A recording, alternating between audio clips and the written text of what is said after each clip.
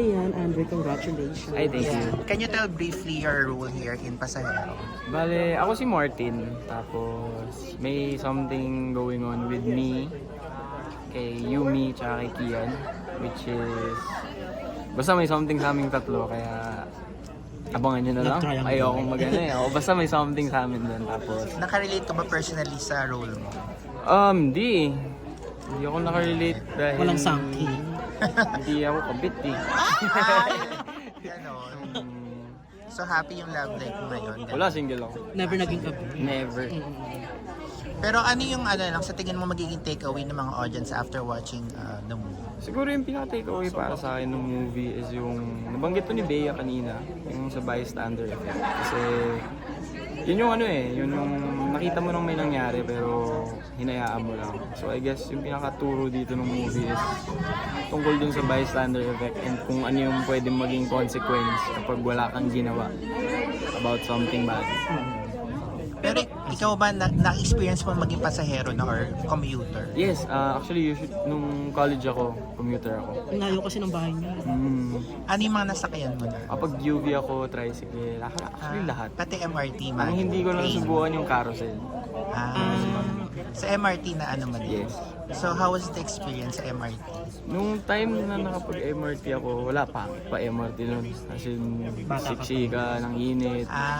Pero ngayon medyo okay na yung aircon ng MRT ngayon.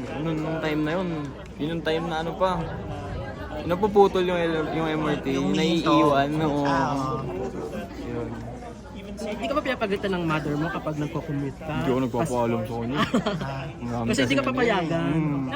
Baka naman ganito, baka ganyan. Kasi syempre, mas maraming tao, baka maano ka. Pero dito sa pelikula, maliban sa pananakot, nagpapakilig kayo? Or kayo yung tinatakot? Kayo yung tinatakot? Kayo yung mananakot? Hindi pero kayo yung mga manonood yung matatakot. Mas mahirap ba? Kasi first time mo ba ganito mag-horror? First time ko mag-horror. Challenging ba na yung ganitong genre? Challenging siya kasi talagang kailangan mong matakot. Kailangan mo talagang matakot.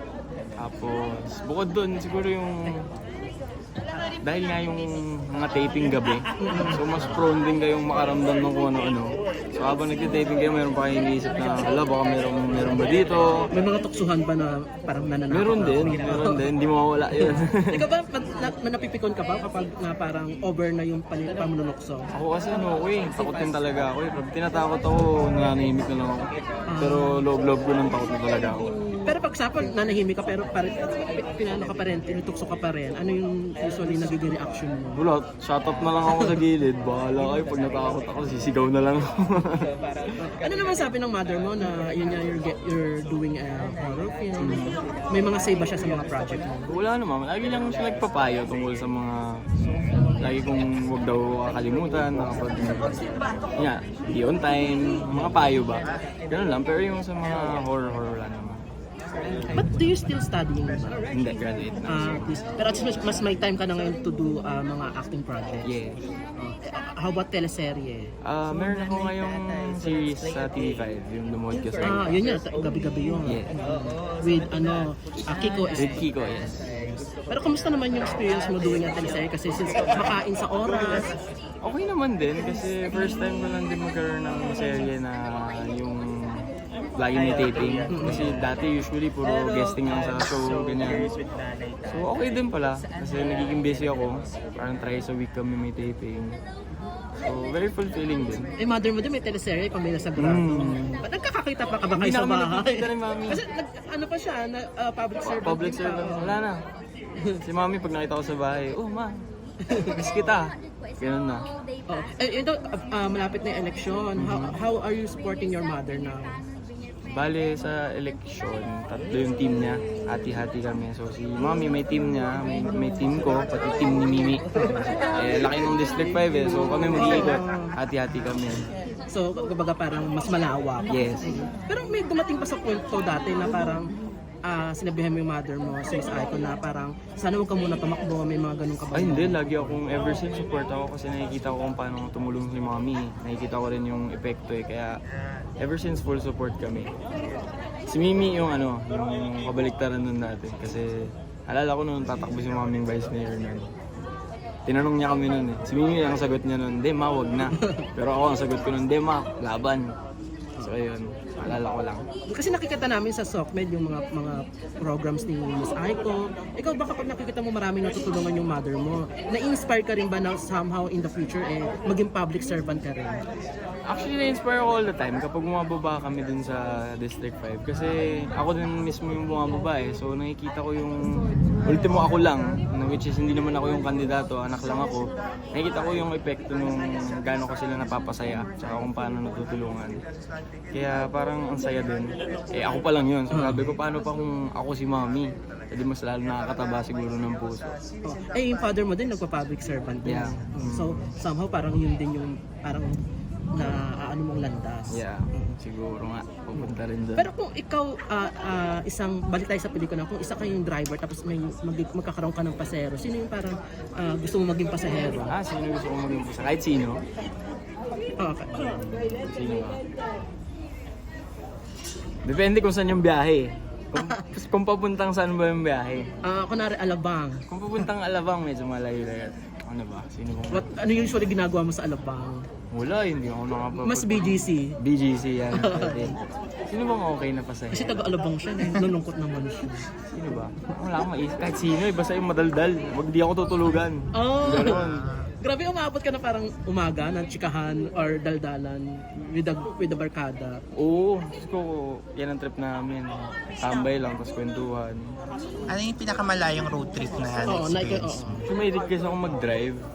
So, yung Tanay, usually weekly ako nandun. Madalas ka. Motor or ano? Kotse. Kotse. Nagka-camp ka, yung parang... Hindi, ano lang, kakape. Ayun, maganda kasi yung mga kapihan na, tapos may view. Punta lang doon para magkape. May dinala ka na ba doon na parang romantic coffee doon? Wala nga eh, naghanap nga ako ng madadala doon. Malamig pa naman doon. Oo nga. Tapos mainit yung kape. Oo. Diba? So, Malamig, mainit. So, puro solo or with the barkada? Puro mga barkada. Pero kamusta naman yung mother mo? Siyempre, alam natin na mapagmahal yung mother mo. Pag nag-road trip ka, di ka din niya ba pinagbabawalan? Hindi naman. Basta magpaalam naman. Basta pag nagpaalam naman, okay naman. Kamusta ka trabaho si Direk Roman? Si Direk Roman, solid. Kasi ilalabas niya kung ano yung gusto niyang makita sa'yo. So, super nice yung experience na makawork si Direk Roman dahil ano siya eh, iba siya sa mga ibang director na mararamdaman mong Chill lang siya. si Direk, kunyari, ikaw si Direk, mararamdaman mong ito yung director, isa to artista to. Si Direk, pakiramdam mo talagang pamilya na hands-on. Ganun. Kamusta naman yung working dynamics niyo ni Yumi sa kani ano? Okay naman. Siguro nung una may nagkakayaan kami. Pero ngayon, yan, naaasar ko na sila. Tripan ko na sila. Ikaw pag gano'n, pag mga usually, pag may mga bago kang project tapos mga bagong kasama, nakakapareha, paano mo parang binabasag yung wall para mawala yung awkward, para magkaroon kayo ng rapport? Ako nakausap ko talaga sila. Kung hindi man usap, ayayin ko silang tara labas tayo. Ganun. Ikaw may treat? KKB? Depende. Ikaw nagaya tapos KKB? Sa bagay, nakakaya naman kayo nagaya tapos KKB, diba? Pero may times ba na parang ikaw yung parang nag-break ng wall pero parang yung sa trabaho mo hindi naging ganun maganda, hindi naging maganda yung response? Parang wala naman. So far, ano naman, chill. Pero ikaw ba personally mahilig ka sa horror na genre? Matatakotin ako eh. So hindi ka na nanonood? Hindi ka nanonood? Solo? Nanonood minsan sa bahay, pero yung dito sa cinema, hindi kasi natatakot akong sumigaw. Nakakaya. So sumisigaw ka? Oo, magugulatin ako eh. I guess, ano yung pinaka nakatakot ka? Ano ba? Huli kong pinanood na ganyan. Ay, pinanood ko yung Malyari. Medyo nagugulat ako dun. Yun pa lang yan, no? Oo nga. Hindi pa yun horror talaga. At manood ka ng mga ano pa talaga, di ba? Yung mga Indonesian, actually may Indonesian film dito, Indonesian. Sinisinda. Indonesia is known for horror film. So panoorin mo siya. Yes. Thank you, and Thank you. invite na ng everyone. Ayun, Actually may motor. Hello. Ayun, i-invite ko po kayo lahat manood ng Pasahero. Malapit na po yan. October 30 at SM Cinemas nationwide. Pag nasa room ka, tapos parang pakiramdam mo natatakot ka, ano yung ginagawa mo? Tulog ko na lang. Pipikit ko na lang. Pakala ka dyan, manakot ka. Okay, thank you. Thank you.